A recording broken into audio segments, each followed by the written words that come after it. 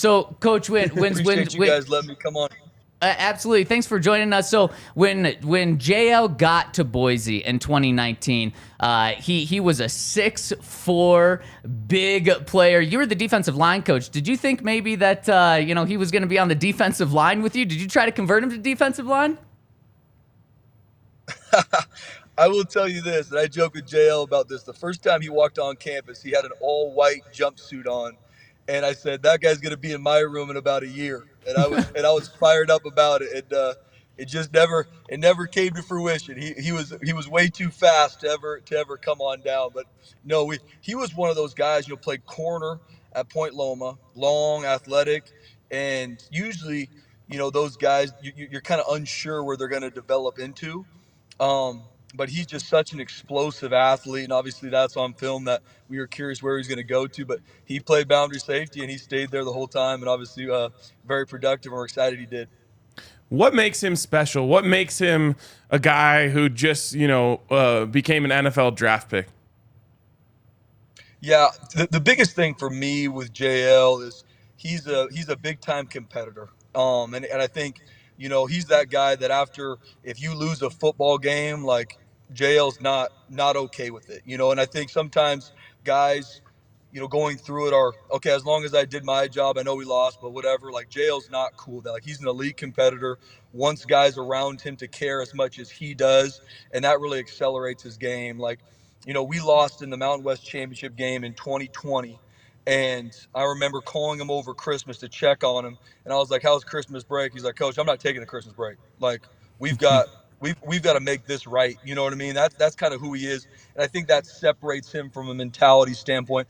I think obviously from a football player wise, at 6'4", 205, even all the way to 215, he's an eraser to where things don't maybe go well. JL can clean the whole thing up for you, and he's going to do it in a violent way. I mean, I can't tell you how many guys he's hit that they really got to think twice if they want to keep playing. That's just kind of the player he is.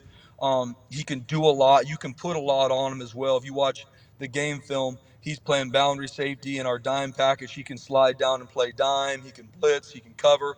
So I really believe his best football is in front of him, especially with what Denver's going to be able to do defensively with him. When you were going into the week building a game plan, you mentioned he can do so many different things. How did you decide what you wanted to do with him in that week? Yeah, great question. I mean, it was one of those things every week where it's like, hey, what is the best thing that we can do with JL? And obviously to make sure that we highlight who he is, because that's the biggest thing defensively is we don't different than offense. Obviously, we don't pick who gets the ball, and we don't pick who does that, but you want to put guys in the right spots and continually move the stress around a defense. And so that was the biggest thing for us going into a week was figuring out, okay, where can we put JL to where they always don't know where he's going to be. So could be positionally to where he's in the post, he's sliding down into a run fit, but it could be different personnel packages to find out, okay, where do we want to put JL this week on third down? Maybe he's not playing safety. Maybe he's going to play, dime or nickel. And he is an extremely smart football player. He picks up football very well. So you can put a lot on him. That's the biggest thing is, you have some guys that are really special athletes, but if they can't pick it up from a mental standpoint, they're not going to play fast and play confident. So every week it was just going through, okay, what we also didn't want to put too much on him. So we always have to figure out, okay, what are some techniques that are a little new or we can put on JL because he's that smart. So it was very fun to be able to go into a game week to figure out where to put JL Skinner and where Zero was going to be rolling around the field, because I can tell you this, he gets a lot of attention. There's not a lot of guys that look like him on the field, and he gets a lot of attention from the offensive coordinator to the quarterback to whoever's getting the rock. This is just incredible insight. Thanks so much, Coach. And we're joined by Boise State's defensive coordinator, Spencer Danielson. And one of the great things about having you on is probably no one knows JL as a football player, maybe as a person better than you. You've been with him all 4 years at Boise State. What impressed you the most about his improvement during college as a freshman, then going all the way through his senior year? Yeah, absolutely. I think there's a lot of things that would impress me about JL from a development standpoint. I would say the biggest thing that was cool to see him grow over the years is, like I started out talking about him being a competitor, that was a weakness early on because he cared almost too much. And what I mean by that is he would have a bad play and it would affect the next plays for him early on as a freshman, sophomore. Once again, because he cared so much, it was hard. Let's say he missed a tackle or something didn't go the way he wanted to.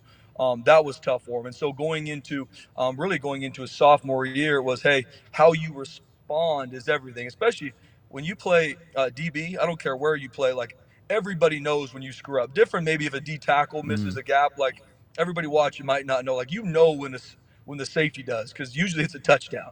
And so get him to understand, like, we live on the razor's edge, and we're gonna move on. Like, you have to respond. It's all about the next play. And seeing him work that in practice in the offseason going into that year was awesome to see. And he did a much better job of it because he's a personality that no matter what room he's in, he's going to light that room up. Like, he's not going to walk in anywhere and someone's going to be like, oh, I didn't know JL was here yet. No, like, you're going to know. He's that kind of personality where he's going to get the defense fired up. Like, they're going to play with an edge because that's just who he is, and it matters to him. And guys naturally gravitate to him. So seeing him grow in how he responds to adversity was awesome over his time. And then as a football player, just continue to fine tune his craft. I mean, we have a great safeties coach, Kane Ione, that did a great job with him. We put a lot on our safeties, and Coach Ione does a great job coaching those guys to teach them from technique. So, for example, if there's a technique that he plays at boundary safety, let's find a way to do the same technique, but maybe it's at dime, maybe it's at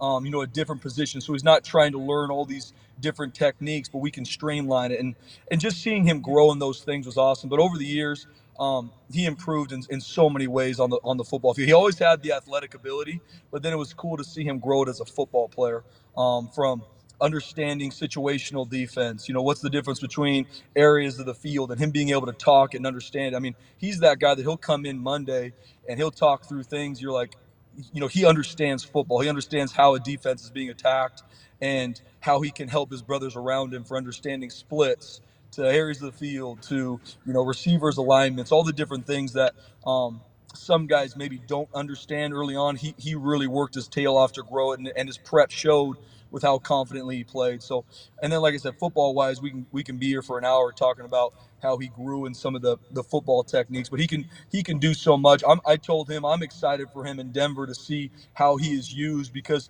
he can do a lot of different things. I mean, when you run that fast at that big, it's going to be cool to see how he's used. But he's grown so much, and I really believe his best football is in front of him. And I think Denver got a good one. Last one for me, Coach. You talked a little bit about his personality, and we've gotten a little taste of it since he's been in Denver.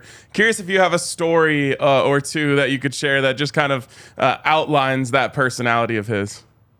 Oh, man.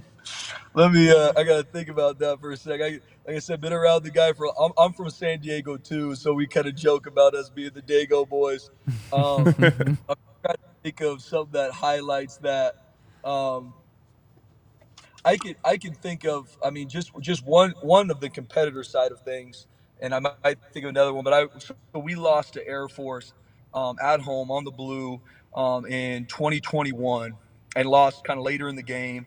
Did some things that obviously we've had to grow in, and I'll never forget coming down, seeing him and just seeing him in his locker. I mean, my man is straight crying. It hurts his heart, and that as a coach, seeing the competitor is a big deal. How much work these guys put in, and how much he loves football, and wants to win these football games, wants to do everything he can for the team to win. Those things are just near and dear to your heart. And then fast forward a year from there, we beat them, and it was cool having those moments. That's just one thing from a personality wise, but I'm trying to think some I mean, there's a lot of different things that could highlight that. I can tell you this, that when you take the field and JL's out there with that defense, like there's an edge with which he plays with in a good way, that will bleed throughout the whole defense, because he is like, and he's going to love his teammates, and he's got no problem if someone's not upholding the standard by telling them, hey, we got to get this fixed in the right way. And he's got, like, and I joke, he's got a smile that will light up a room. And I'll tell you this too: we went bowling going into last season, and I did beat him the first time. And when you guys see him, you can make sure I told you that. And then I'll tell you this though: the next time my man came out, he had his own ball. He had his own And I'll tell you this, he kicked the dog out of me the next time. That's who right? He's not okay with losing, and he made sure I knew about it for the next months that he beat me too. Don't get that twisted. That's awesome. Real quick before we let you go, did you see the video of him with Mark Wahlberg?